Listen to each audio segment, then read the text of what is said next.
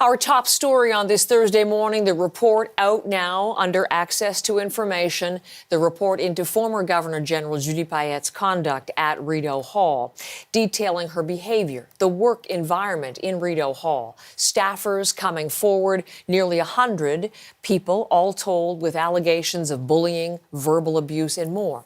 Now, the report is heavily redacted. It does not give specifics of the claims that we have been reporting on for months, with Ashley Burke, our reporter, notably trying to protect the identities of those who did come forward in the review.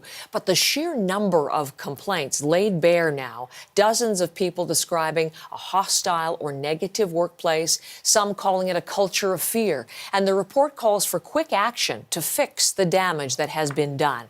We're bringing you reaction to this morning. And with me is John Fraser this morning, someone who's known Julie Payette for a long time because, of course, he knows constitutional monarchy so well. Author, journalist, the founding president of an institution you're going to want to know about. It is the Institute for the Study of the Crown in Canada at Massey College, the author of The Secret of the Crown, the perfect guest on this morning. John, good to see you this morning. Good to be here. We made sure that you had the report to read last night, and I know you've gone through it. Your reaction? Can I say, first of all, that this is a tragedy? It's a tragedy for the country. It's a tragedy for the office of Governor General, which is not hugely understood in this country.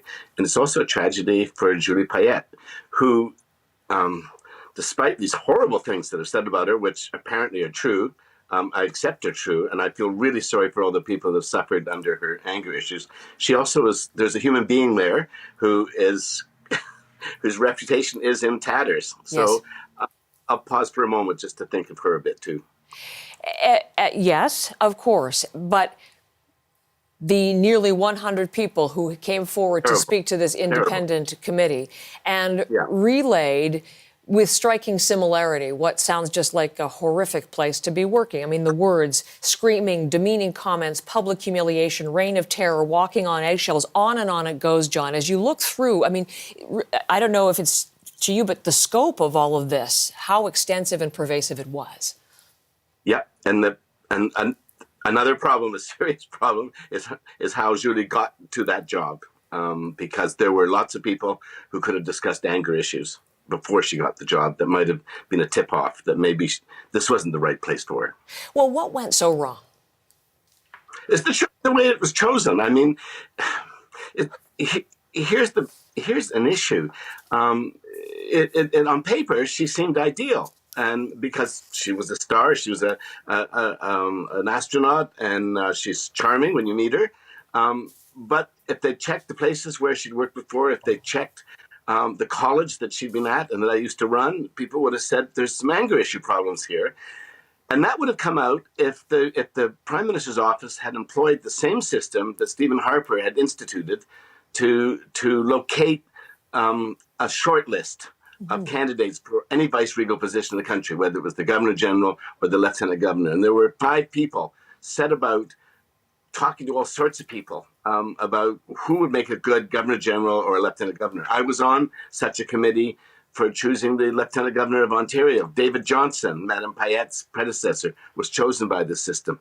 It's still the Prime Minister who decides, but he gets given 5 names, and then it's up to him to choose who to recommend to the Queen, that's the formal way we run things under the Westminster style.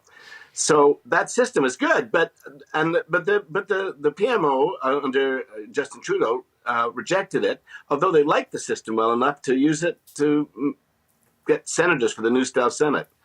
So in this case, they rejected the system, and then there was the personal choice of Julie Payette for this role from the Prime Minister. Certainly the acknowledgement from Dominic LeBlanc, for example, the head of the Privy Council, that they are reviewing the vetting process and perhaps looking back at this advisory panel. But can you just give us a little bit more detail? Because you mentioned this. You were involved in this panel selection for a Lieutenant Governor of Ontario. How did you find it worked in that particular case in which you have direct experience?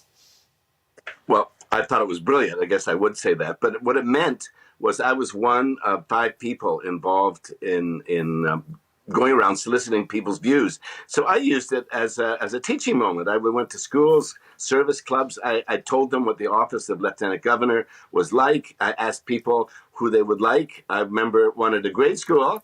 I couldn't convince the kids that Tim Horton wasn't a good idea because one of the needs for the job is to be alive. But they all thought they were going to get free donuts on the Queen's birthday. But nevertheless, I was given teachable moments, and I was able to vet the people that I was recommending to the Prime Minister. I was able to check.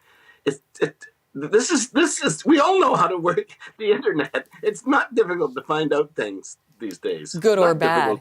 That's an interesting approach to take it to the schools, making the office more alive and more real for grade school students. So the vetting process obviously is something that has to be changed, and that's been acknowledged by the government. This report makes clear there was such a breakdown of trust, and it says that this is going to be years to repair. What else does government leadership need to do right now? I don't actually think it will take years. I think it will take a good appointment, and pretty soon the balm of gratitude and relief will spread around everyone that needs that balm, including us. We don't need this office to be such a mess. It's a dignified office, and it is the fount of honors for the country, just like the Queen is when she's in more regular sight in the United Kingdom.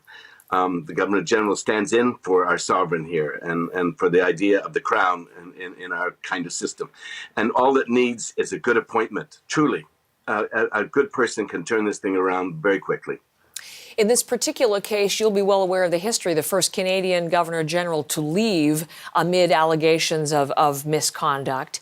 And one of the things that Canadians have said, and as a result, as this has become public, is they don't like the idea of getting a pension. They don't like this ongoing money going for expenses and things of that nature. Do you think that's something that should be revisited, taken away in this particular case? I don't think so. I think they're stuck with what they set up, and I hate the idea of the contract being broken. Terrible though her behavior clearly was. This was a deal that was made, and deals should be kept, is my view. John Fraser, we're always interested in your view. Thanks for talking to us this morning. As always, see you next time. Thank you. Okay.